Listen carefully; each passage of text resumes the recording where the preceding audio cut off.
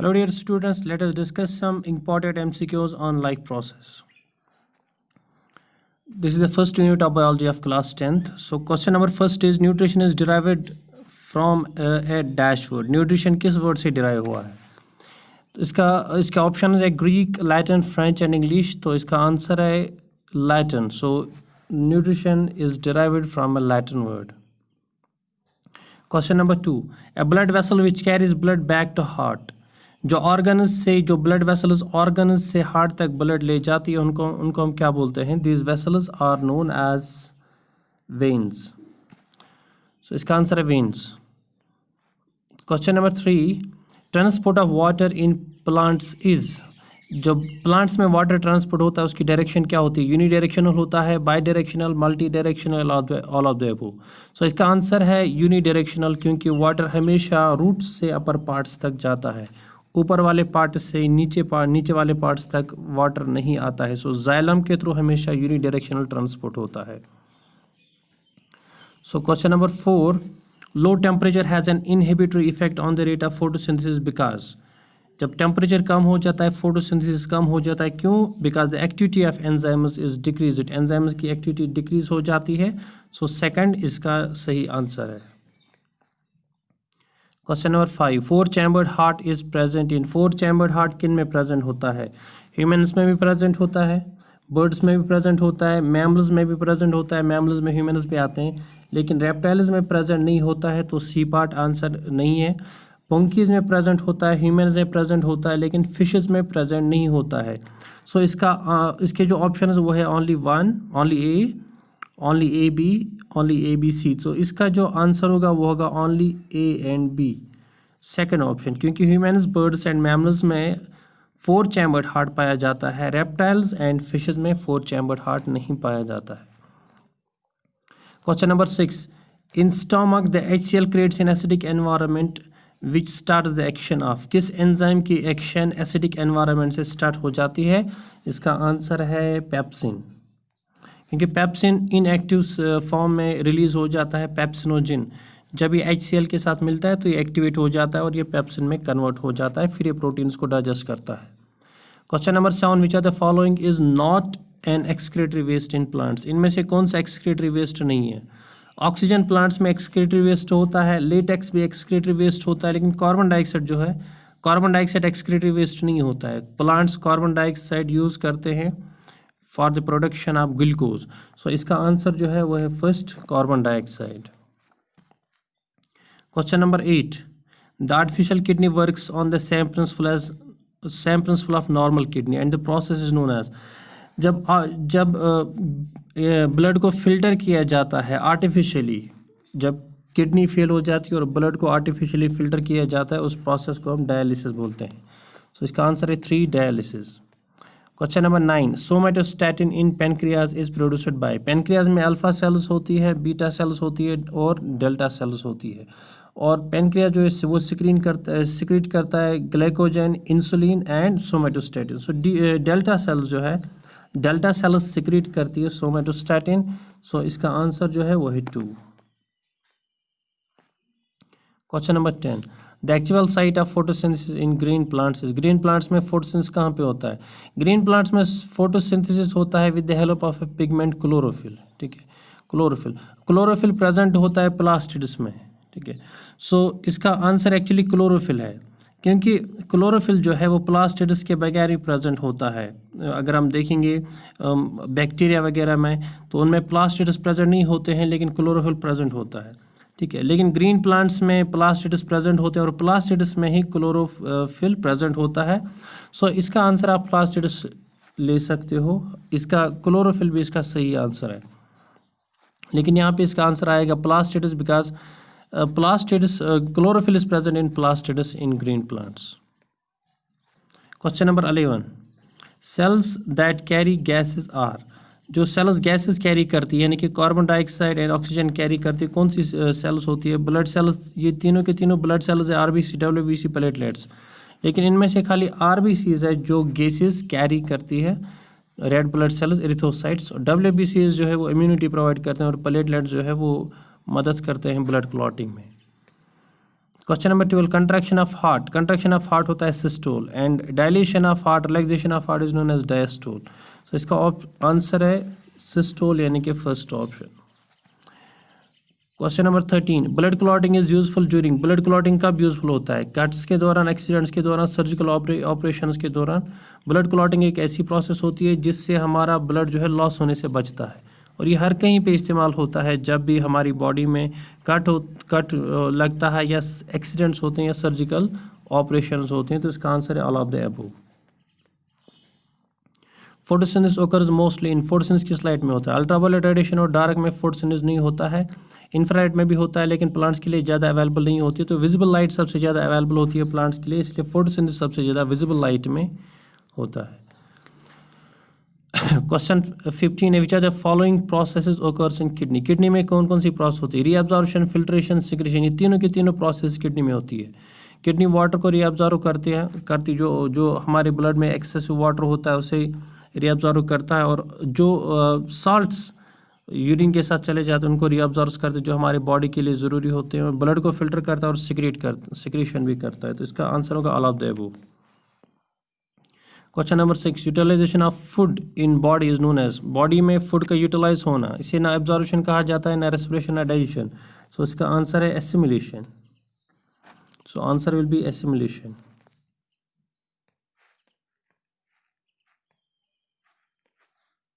सी।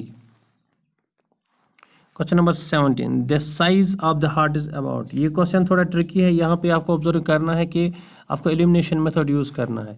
देखिए यहाँ पे हार्ट का साइज 20 सेंटी, ये है लेंथ इनटू जो 12 है, 10 है, 5 है, 20 है। सो ये लेंथ है, और जो 9, 19, 12, 10 ये है विड्थ। सो आप देखिए फोर्थ ऑप्शन लेंथ 20 सेंटीमीटर। तो 20 सेंटीमीटर हार्ट की लेंथ नहीं हो सकती क्योंकि 20 सेंटीमीटर ज़्यादा है, ठीक है। अब आप सेकंड, जो फोर्थ ऑप्शन नहीं होगा। अब आप सेकंड ऑप्शन देखिए 10 इंटू 19 सेंटीमीटर हार्ट की विड्थ नहीं हो सकती। अगर लेंगे 10 सेंटीमीटर तो 19 सेंटीमीटर विड्थ नहीं हो सकती, क्योंकि तो ये ऑप्शन भी गलत हो जाएगा यहाँ पे। सो इसके बाद रहते हैं यहाँ पे दो ऑप्शन 5 इंटू 12 एंड 12 इंटू 9। अब देखिए 5 सेंटीमीटर भी लेंथ नहीं हो सकती क्योंकि 5 सेंटीमीटर बहुत कम है 12 सेंटीमीटर से। हार्ट लेंथ में ज़्यादा है, विड्थ में कम है। सो यहाँ पे इसका सही ऑप्शन है 12:9, first option 12:9। Question number 18, which of the following is necessary for blood clotting. कौन सा आयन ब्लड क्लॉटिंग के लिए नेसेसरी होता है? So calcium ions. Calcium ions के बगैर ब्लड क्लॉटिंग पॉसिबल नहीं होता है। ट्राइकैड्स आर प्रेजेंट इन। ट्राइकैड्स किन में प्रेजेंट होता है? जाइलम में, जिन्हें हम जाइलम ट्राइकैड्स कहते हैं, which help in the conduction of water in plants. Question number 20, heparin is. Heparin क्या होता है? हेपेरिन एक एंटी कोगुलेंट होता है। एंटी कोगुलेंट हम उस केमिकल कहते हो जो ब्लड को कोगुलेट होने से या क्लॉटिंग होने से रोकता है, बचाता है।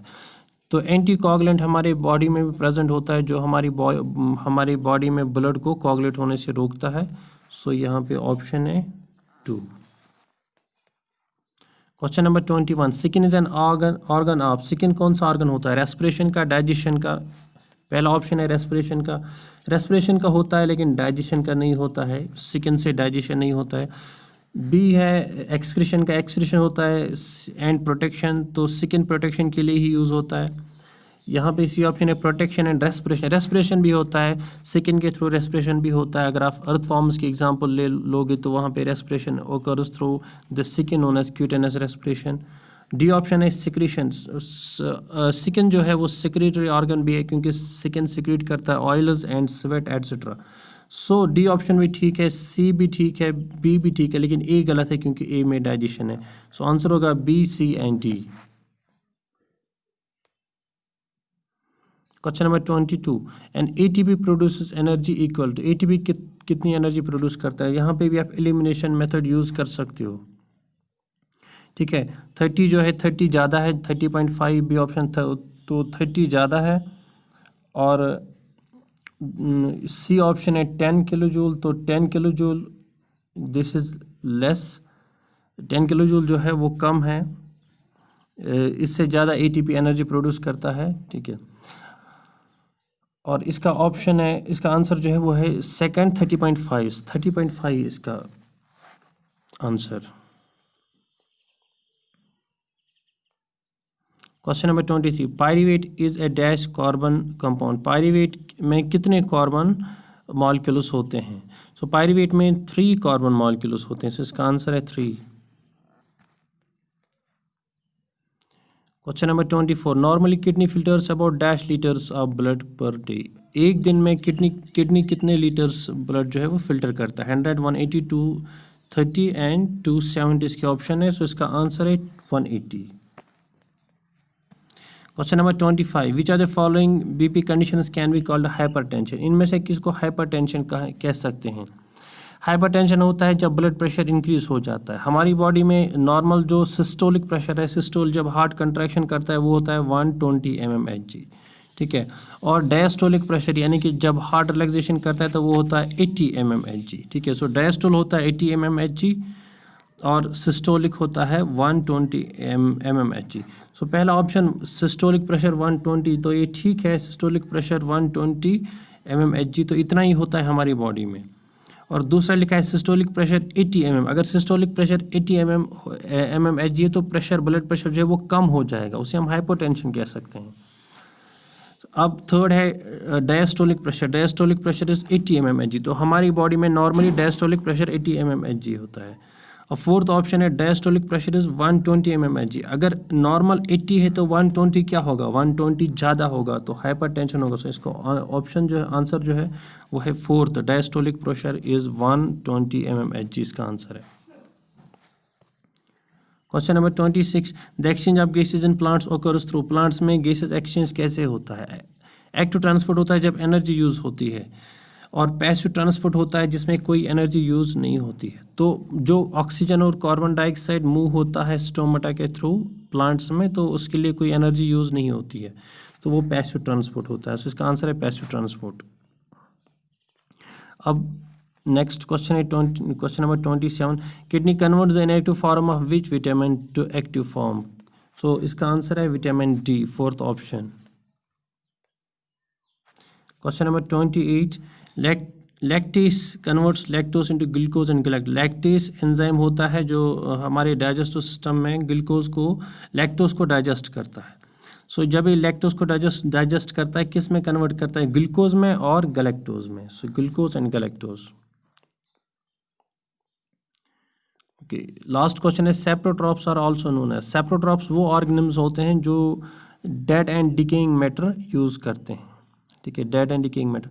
तो इनको हम क्या नाम दे सकते हैं? ऑटोट्रॉप्स होते हैं जो अपना ग़िज़ा खुद प्रिपेयर करते हैं, तो ये गलत है। स्कैवेंजर्स होते हैं जो डेड मैटर खाते हैं, लेकिन स्कैवेंजर जो होते हैं ये डिकम्पोज्ड मटेरियल को नहीं खाते हैं। स्कैवेंजर्स वो होते हैं जो उस मटेरियल को खाते हैं, डेड एनिमल्स को ही खाते हैं, लेकिन वो डिकम्पोज्ड नहीं होते हैं। फॉर एग्जांपल, अगर कोई जानवर मर गया, उसका अभी गोश्त जो है डिकम्पोज नहीं हुआ, तो उसका गोश्त खाते हैं डॉग्स, उसका गोश्त खाते हैं birds like vulture and crew, तो उनको हम स्कैवेंजर्स कहते हैं। लेकिन स्कैवेंजर्स सेप्रोट्रॉप्स नहीं होते हैं। ओके, थर्ड ऑप्शन है डेट्रीवोर्स। डेट्रीवोर्स भी वो ऑर्गेनिज्म होते हैं जो फीड करते हैं डिकम्पोज्ड मैटर, ठीक है, जो डिकम्पोज्ड मैटर, ऑर्गेनिक मैटर पे फीड करते हैं like fishes etcetera. So answer है C, detritivores. Bacteria and fungus. Bacteria and fungus, हालांकि बैक्टीरिया एंड फंगस जो है, फंगस भी सेप्रोट्रॉप्स होते हैं और कुछ बैक्टीरिया भी सेप्रोट्रॉप्स होते हैं, लेकिन इसका जो आंसर होगा, क्योंकि कुछ बैक्टीरिया सेप्रोट्रॉप्स नहीं होते हैं, तो इसका आंसर जो यहाँ पे है वो डेट्रीवोरस है, क्योंकि उन सारे ऑर्गेनिज्म्स को हम डेट्रीवोरस या सेप्रोट्रॉपस कहते हैं, वो चाहे बैक्टीरिया हो, फंगस हो या कोई और ऑर्गेनिज्म हो। So this was all about today, thank you.